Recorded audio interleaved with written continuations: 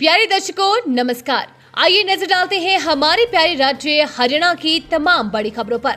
Video शुरू करने से पहले कमेंट बॉक्स में जय हिंद लिखकर हमें सपोर्ट करें। तो चलिए शुरू करते हैं। ये है हरियाणा का सबसे अमीर जिला, प्रति व्यक्ति आय जान रह जाएंगे दंग। हरियाणा का गुरुग्राम देश का दूसरा सबसे अमीर जिला बन गया है। प्रति व्यक्ति सकल घरेलू उत्पाद के आधार पर यहाँ की औसत आय का अनुमान लगभग 9,05,000 रुपए लगाया गया है। यह आंकड़ा दर्शाता है कि गुरुग्राम में न केवल हरियाणा बल्कि पूरे भारत के तेजी से विकसित होते जिलों में से एक है।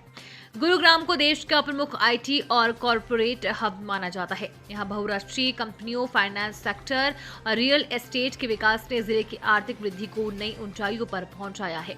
शहर के कई इलाकों में जमीन की कीमतें मेट्रो शहरों के समान स्तर पर है। हरियाणा के आर्थिक दृष्टिकोण से गुरुग्राम और फरीदाबाद दोनों अग्रणी जिले हैं, जहां गुरुग्राम प्रति व्यक्ति जीडीपी में सबसे आगे है। वहीं फरीदाबाद औद्योगिक और विनिर्माण क्षेत्र में बड़ा योगदान दे रहा है। शहरी क्षेत्र में इजी मोड ऑफ ट्रैवलिंग प्रदान करना सम्मेलन का मुख्य उद्देश्य। मनोहर लाल। केंद्रीय आवासन, शहरी एवं ऊर्जा मंत्री मनोहर लाल ने कहा कि 18वें अर्बन मोबिलिटी इंडिया सम्मेलन एवं प्रदर्शनी का उद्देश्य शहरी क्षेत्रों में easy mode of travelling theme के साथ सुगमता बनाए रखने के लिए बेहतर यातायात व्यवस्था व सेवाएं प्रदान करना है। इस सम्मेलन में नीतिगत आधार पर आए सुझावों के साथ शहरी क्षेत्र में सकारात्मक परिवर्तन लाते हुए जन सेवाएं प्रदान करने की दिशा में सराहनीय कदम बढ़ाए जाएंगे। केंद्रीय मंत्री ने शुक्रवार को गुरुग्राम में आयोजित 3 दिवसीय 18वें अर्बन मोबिलिटी इंडिया सम्मेलन एवं प्रदर्शनी का दीप प्रज्वलन के साथ विधिवत रूप से शुभारंभ किया। 10वीं पास युवाओं के लिए सुनहरा मौका। 62 रेलवे स्टेशनों पर टिकट एजेंटों की होगी भर्ती। हरियाणा के युवाओं के लिए खुशखबरी है। रेलवे विभाग ने युवाओं के लिए भर्ती निकाली है। अंबाला रेल मंडल के अधीन आने वाले 62 रेलवे स्टेशनों पर टिकट एजेंटों की भर्ती की जाएगी। टिकट एजेंट की भर्ती के लिए 10वीं पास होना जरूरी है। नियुक्ति 3 साल के लिए कॉन्ट्रैक्ट पर होगी। इन एजेंटों को प्रत्येक टिकट पर निर्धारित कमीशन के आधार पर आय प्राप्त होगी। एजेंटों को संबंधित स्टेशन मास्टर या स्टेशन प्रबंधक के अधीन कार्य करना होगा। हमारा रेल मंडल के वरिष्ठ डीसीएम नवीन कुमार ने बताया कि इस योजना का मुख्य उद्देश्य छोटे रेलवे स्टेशनों पर टिकट बिक्री को बढ़ाना और यात्रियों को बेहतर सुविधाएं प्रदान करना है। पहाड़ों में पड़ी बर्फ, हरियाणा में बड़ी ठंड। जाने मौसम की ताजा अपडेट। हरियाणा का मौसम ठंडा हो गया है। पहाड़ों पर हुई बर्फबारी का असर प्रदेश में भी महसूस हो रहा है। ठंडी हवाओं के चलते तापमान में अचानक गिरावट दर्ज की गई है। बीते दिन सुबह के कई जिलों में तापमान में कमी आई है। बुधवार तक जहां न्यूनतम तापमान 16 डिग्री सेल्सियस के आसपास था, जो कि वीरवार को 10 डिग्री से नीचे पहुंच गया। यमुनानगर और सोनीपत में सबसे ज्यादा तापमान गिरा। मौसम विभाग के अनुसार राज्य में 9 नवंबर तक मौसम शुष्क रहने की संभावना है। इस दौरान सुबह और रात के तापमान में और गिरावट हो सकती है। दुनिया का सबसे बड़ा पुरातात्विक संग्रहालय बना मिस्र की संस्कृति और इतिहास का नया प्रतीक।